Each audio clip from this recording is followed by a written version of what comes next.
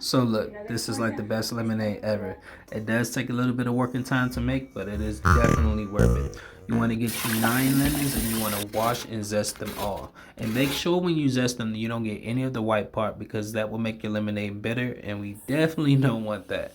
You want to take 2 cups of sugar and you want to mix in all that lemon zest with the sugar. And the reason that we're doing that is because we want the oil from the lemon zest to soak into the sugar, which is going to give it a way more intense lemon flavor. We're going to go ahead and make that into a syrup. You want to get you 1 cup of water on the stove and you want to pour that in there and bring it to a boil, maybe about 5 minutes till the sugar is fully dissolved.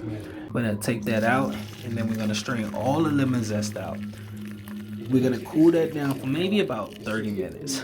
While that is cooling down, we're going to go ahead and get our lemons cut and like that. Right there, like so. Shout out to Tabitha. And then we're going to get all our lemons squeezed into the pitcher that we're going to use.